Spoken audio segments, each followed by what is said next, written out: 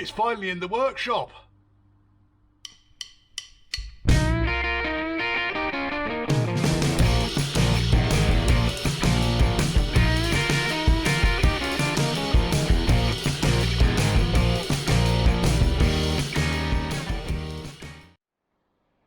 I've been getting a bit kind of tired of looking at my poor car sitting outside covered in dust and cobwebs. And after the cold start video I did, I kept watching it. And then I drove the LSE. Simon, thank you for letting me drive that. And I obviously drove it to get it tested and so forth and cleaned. And then I've been driving Dale's car as well. Thank you, Dale. And I kind of just realised I really miss driving this car. So I'm going to basically get it sorted out. The main thing let's do here is sort out the rear cross member. As you can see, it has completely gone. There's nothing left of it. I need to get the whole thing out and replace it in its entirety. Also, the boot floor, the arches, they're all dead and tired. And so it's pretty much the same type of work as I was doing on Dale's car. A lot of this rust, by the way, has occurred because the car's been sitting here doing nothing for a year. It wasn't this bad when I parked it up. Sat here doing nothing for a year, and it has really suffered as a result. So I'm going to it's Friday afternoon. The boys have gone quiet on me. I've got another tailgate to put on here, but this might reskin at some point. The boys have gone quiet over the road, so it's after 4, and this is going to be my weekend's work. I'm going to get this thing taken apart, new crossmember welded in, see how far I can get with the boot floor. It's going to happen, folks. It's happening. It's actually happening. All the carpets are out, the seats are out, the back wings are off, and fuck me, look at that. I'm actually going to try and slow down some of the swearing on this, because I can understand that when you listen to someone dropping the F-bomb all the time, it gets a bit kind of like, you know, offensive. But this is a crossmember. I knew I overloaded the car, and it has been standing for over a year now in its defence. I don't think it's going to be too. It's not going to put up a lot of bother removing this. But basically what happened was just over a year ago that I overloaded it. And you can see here where the floor has bent and cracked and slopes down towards this corner. Now you can also see that the LPG tank has been pulling this inner wing inwards. So the LPG tank's not going to go back there again. As far as the inner wings are concerned, apart from kind of that dent up there, they're not bad, they're salvageable. I'm going to replace the arches. There's just too many patches going on with this car, and it all needs sorting out and doing properly, because it's all been kind of rushed through from one MOT to the next.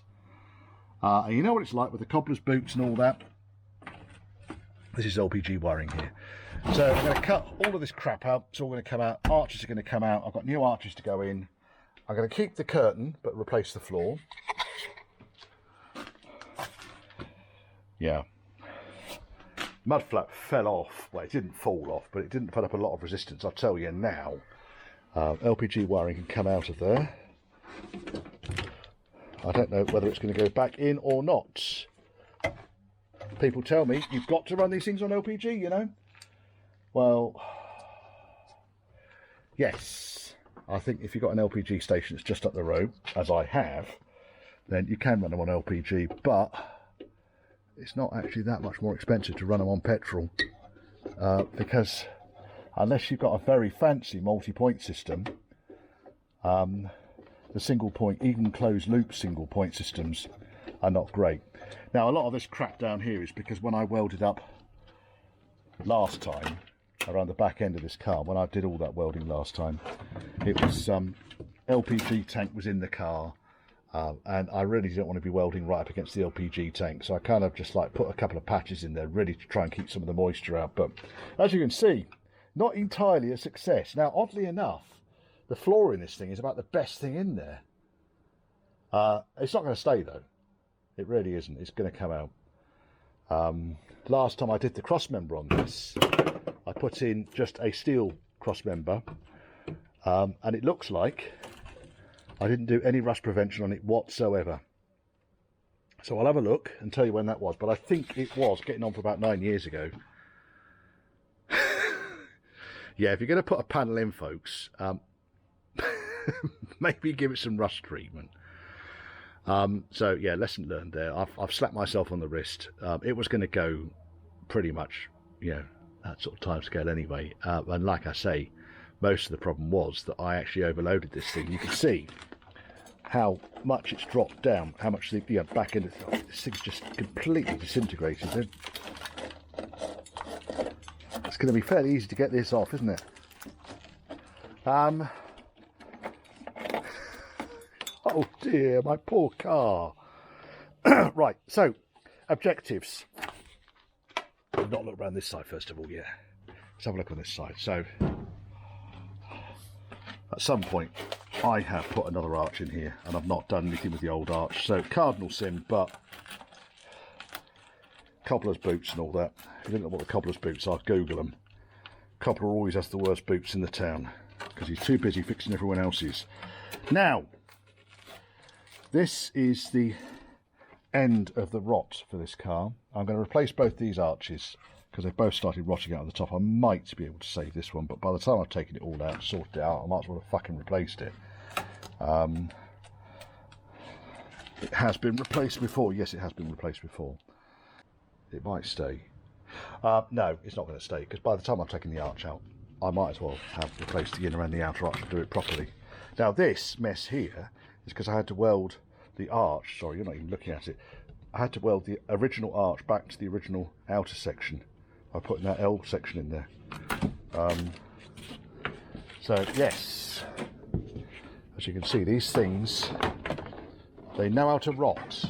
Now, I've got carpet and shit on the roof. This thing is going to get painted, by the way. Car's going to get painted, but not in the near future. I have protected the roof with bits and bobs and odds and sods. So really, yeah, plan of action is going to be to get the cross member out first of all, get that back into place so I know that the goal post is in the right location. I'm worried that this back corner has dropped down, and I'll be able to put it back into the right location because I've still got the original reference point at the bottom of the wing. And I can measure consistent measurements from the top up here down to the top of the cross member and make sure it's in the right place. I'm fairly confident it's going to go back in the right place. I'm really, that's not concerning me, the alignment. But as you can see, I probably wouldn't have got another MOT out of this. Bloody hell, Richard. Fucking gibble. See, I told you I wasn't going to stop swearing. I mean, what an arsehole.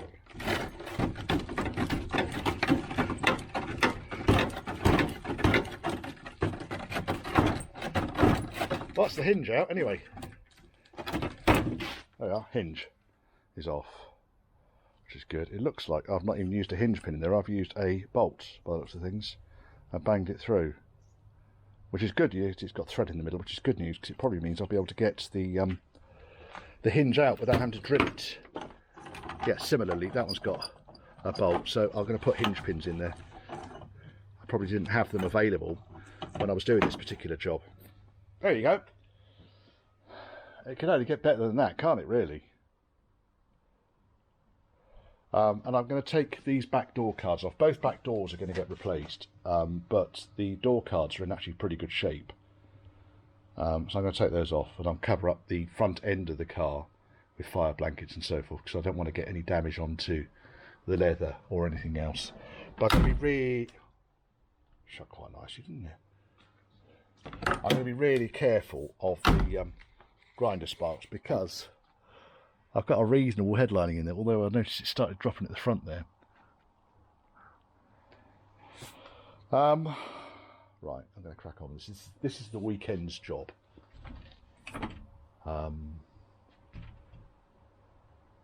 Well, that'll be why the heated rear window doesn't work. I must have changed this. This is not my tailgate. No, it isn't, because it hasn't got my dressage. Not that I'm into dressage, but when I bought the car, it had a dressage sticker on it. And it hasn't got that anymore, so that tailgate must be somewhere else. I must have changed this at some point. Not quite sure when I did that. This is my car, isn't it? Yes. Not even started drinking yet. Right. Well, someone's telling me to give up. It is just before 7 on a Friday night, and I know I should be doing better things than this. I got the remains of the old crossmember out, as you can see. It wasn't in great shape.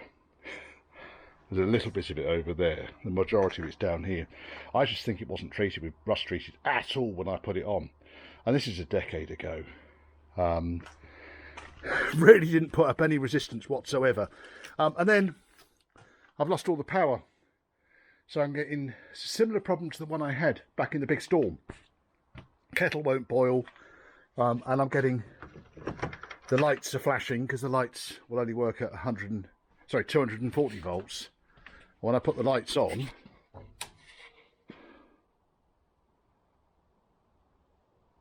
oh, they might be working now. This one's not working. It's improving, but when I ran the angle grinder up, it was like, what was it like, Richard?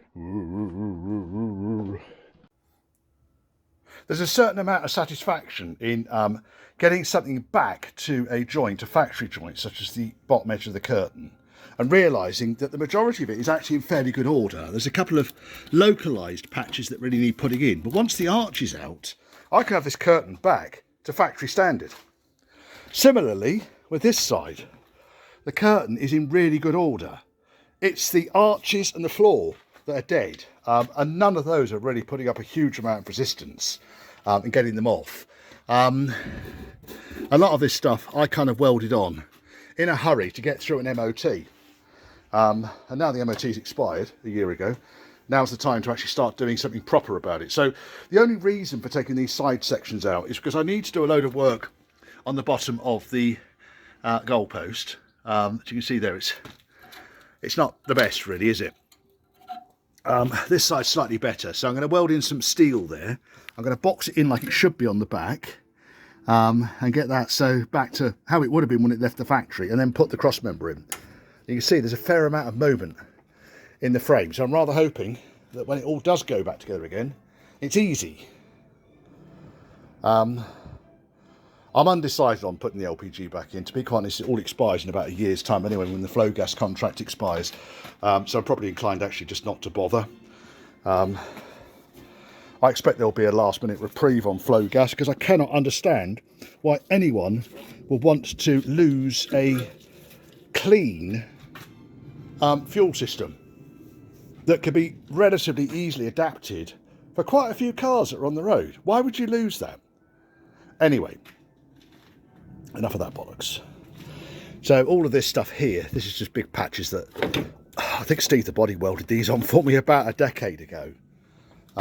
So they were a temporary fix then, and it's not got any less temporary now. The only thing that's holding that in, by the way, is the bolt on the mud flap. So I'm just going to undo that in a second, or cut it off. Probably cut it off. And then I can get this cross member lined up, make repairs to the bottom of the goalposts, get it in place, then I can start fucking around with one side or the other. Because as soon as the goalpost's in, all of the floor and everything's coming out. I'll keep the arch on one side while I'm working on the other side.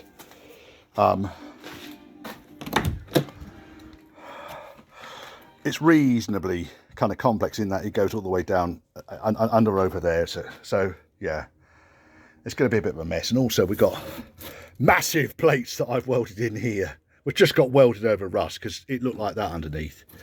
And I knew it was only temporary. It's not my best welding either. Look at that. I think this might have been my old welder, which was playing me up, because every single time I started it up and tried to strike an arc up on it as a MIG welder, then the majority of the current would go to the arc, and then the wire feed would slow down, so the wire would just disappear up inside the torch. So it was an absolute... I'm not going to use the word I was thinking of using, because it's just going to end up demonetising me, but it was an absolute swine to use properly, which is why I love my Oxford MIG mate so much. Right, so remaking the bottom end of this this goalpost. It's really just a case of paper templates followed by metal templates, and then when you're sure it's in the right sort of position, welding. And that's going to remake that corner up quite nicely. Now, I've still got the other corner I can compare with. And obviously I'm giving myself more steel than I actually need to play around with, because I can trim it back. It's difficult to add metal in, but you can trim back. So I think what I'm going to do here is weld this along that edge and that edge. I can't point because I've forgot my camera again, I'm afraid. And then when I've got that piece in, then I can do this relatively straightforward piece along here. Just cut all this grot out that extends right around the corner, and then more or less I've remade. Now the only thing I've got here is that, you can see, doesn't bend at the right angle. I've kind of fucked it up a little bit, so what I'm going to do is straighten this piece out here and fold it back so it's in line with that piece there, because that should be straight. It doesn't want to be curved like that. Okay, but other than that, it's actually not bad, this, for a template, for one that's roughly hewn from a piece of scrap paper. So bend that back and then kind of straighten it so it's in line with that, and it'll line up. I guess what I could do as an alternative would be to adjust the other one, but no, it's probably going to be easier to adjust the bottom one. For now, more or less like that. Nice and straight down the back. Fits fucking beautiful. So I think next, that just wants to straighten out a tiny bit there. Like that. So it goes on like that. So I'm going to weld on the top piece, then I'll adjust the bottom piece and get that welded on. I'm just going to cut some holes through these flats so I can plug weld. Probably just this top one actually. You can't see a thing. I'm going to cut some holes through this piece here so I can plug weld. And then we are 3/4 of the way there on this corner, because I just need to replace this piece then. I've welded the inside thus. Just want to flap those welds back. Okay, I'm kind of running out of time today because I've had a few visitors. Basically, it's always good to see visitors, by the way. I never turn a visitor away. I'm just in the process now of finishing this closing piece on the inside of the goalpost. I could do the outside piece once the cross member's in. I want to get the cross member in before I go too berserk, purely because I just don't know whether it's actually going to fit or not. I need to flat those welds back as well. So I'm just going to weld this chappy in, put a little lip on there so it matches that lip there. This side's going to need a bit more work than the other side. I want to get it so that if the cross member's in, I can put the tailgate on. Is where I want to be. And I can keep the dust out of it. Is where I want to be. With me? Oh, yes. Well, here's a challenge. Okay, so I managed to get the cross member in. Oops, sorry, just dropped the phone with greasy fingers. Look. I got the cross member in. The floor kind of lines up. But the big challenge I've got now is that nothing else does. That angle there is supposed to be the same as that angle there. Similarly, on the other side, that angle there is supposed to be the same as that. So it looks like the back end of the vehicle has dropped some considerable amount, like an inch. So I'm going to double check my measurements. I'm going to bolt the cross member tight to the chassis using the two mountings, because I need a reference point. I need something to start with. So yes, this car's going to sit a bit higher, isn't it? Really? Oh dear, my poor Range Rover. I do love this car, and it's been abused so horrendously. Look, my poor car. I love it. I do love it. Can't wait to be driving it. Road legal again. It's going to be road legal very soon.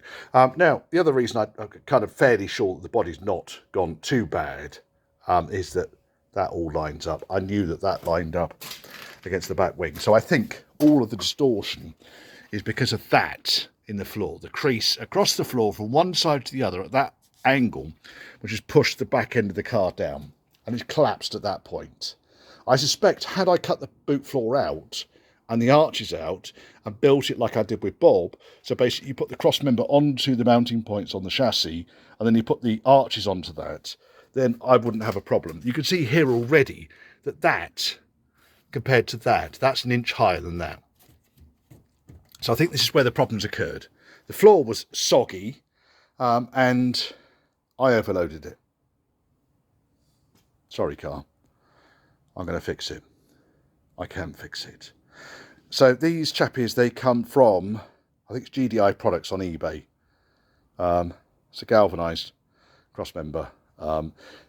Bear in mind that it's tag welded, big long tags rather than spot welded. But big long, fairly secure welds, side to side. The whole mounting point is properly welded. I think they're actually quite a good quality product. Yeah, as you can see, body does need to be jacked a fair amount. When I can get that level with that, I know I'm in the right place. I'm going to double check measurements before I'd start doing that, because I really don't want to start jacking it to where it doesn't want to be. But the telltale is on this edge here. So that is original edge. That is the edge it needs to meet up to. Okay? Makes sense? And then I think that I'll be able to straighten out and it will sit on it. I think. I hope it will. Many thanks to Dale, who popped up earlier on to collect his car. The Vogue, 95 Vogue SE Soft Dash. Bought with him a pair of Winstons. Oh yes, I've been enjoying these this afternoon. I can tell you, it's nice and warm today, and I've been working on my own car, so you can't tell me off for drinking and working on my own car. But yes, thanks, Dale. Oh, this is proving to be a bit of a bastard, actually. Right, so now where I am, I've jacked up the body into the right location, and I've got it so that the tailgate on the original hinges, on the new cross member, on the original pin location closes. This one needs to come out a tiny bit further, but not much. I did quite a lot of damage really by overloading this. You can see up here, that's just a bit too close. That's a bit too far across. However, I think what we'll end up having to do here is to manipulate the tailgate one side to the other. At the moment, it's just kind of, I wanted to make sure that I was getting the height of the tailgate good, which I am. So now, and the cross member's tight up against the inside, which is good, and the angle there is good, and the angle there is good. So I think what I'm going to do is just pull this out a tiny bit more, just double check the distances between the base of the tailgate, and then I'm going to weld the uprights to the cross member, and then release the weights, and then straighten out the fucking... There's no other way you can jack this thing up. I can't even jack it on the inside of the roof, and I wouldn't want to jack it on the inside of the roof. I'm trying to jack it on the inside of the goalpost, but because of all the lips and things, there's no easy way you can do that. Yes. It's been fun, and it's about 4,000 degrees today as well. So I am sweating like a piglet in an oven. Right, where are we? What temperature does it say it is? It is 25 degrees. Beautiful. Love it. Absolutely love it. Got Adrian's car today because he's borrowed the L200 because he's moving house and he needed the L200 to do that. So I've just borrowed Adrian's Saab. Get my L200 back next week. I'm pleased I've got it into the right position. Just bear in mind that have you got a cross member that is that bad, don't assume that just by popping it in, gravity will not have had an effect on it. All of the gaps on the doors are exactly the same. I've not done anything other than lift the back end of the body frame, because the last mounting point, as I said, is about there. I'm probably fine now. Then when I look inside, that floor is straighter there. So it's basically lifted that. That's all now, and all of this is straight. And you can see that that clip there has lifted off the floor. So it's lifted the whole body shell back up to where it should be. Don't overload your cars, folks. I know I've said it before. Right. Now, I can put some bloody great big welds on the uprights, I think, is my very, very, very next trick. And then, because I need a gap for the wing to go into. Oops, hello, Mr. Piece of Cardboard, which is why this one needs to go across a bit more. You just see there's enough of a gap here for the wing to go into, but not on this side. And also, you can see it's probably about 5mm out. So just pull that out by 5mm, or knock the cross member by 5mm. I don't know. I've loosened the bolts on the mounting, so I can actually move things around a bit now. If I let go of these, you can see how much that springs back into position. So it could well be that this side's right and this side's wrong. Both sides spring in. Such is the stresses that I've put on this poor body shell. Oh my God, stresses I'm putting on my head. Oh, right, there we go. Ah, yes.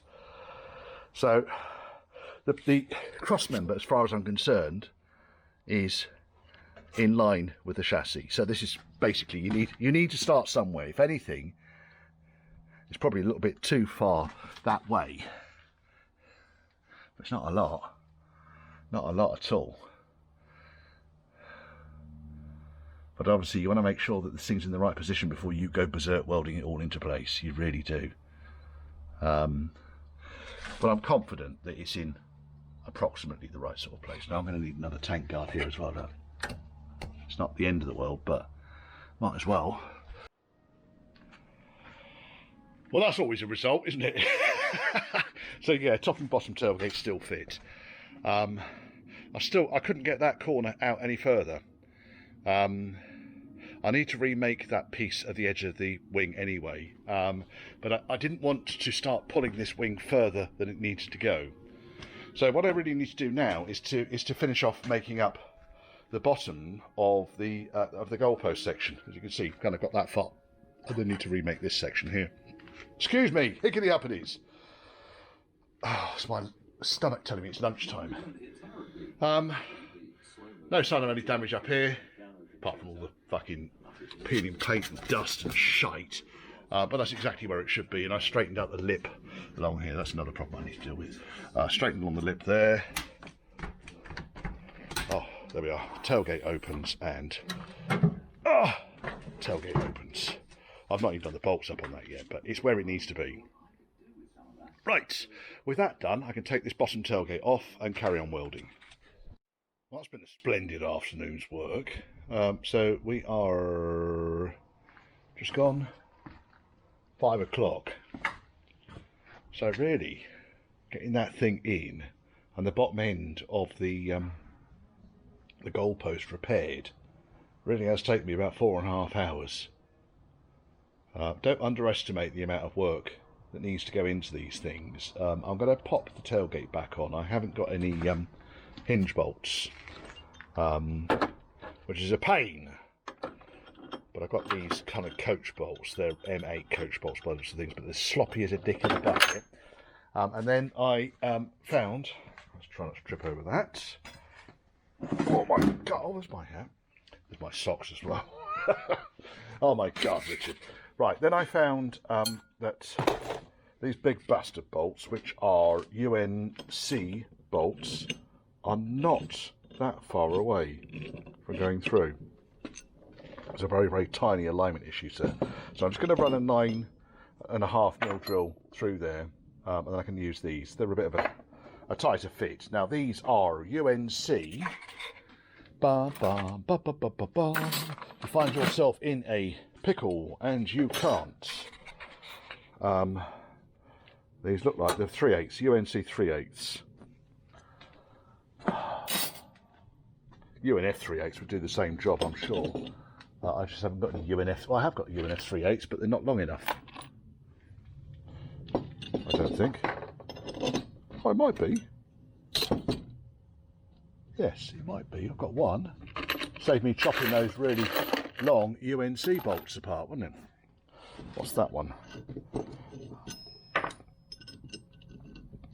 Another one there. It's got a nice shoulder on it.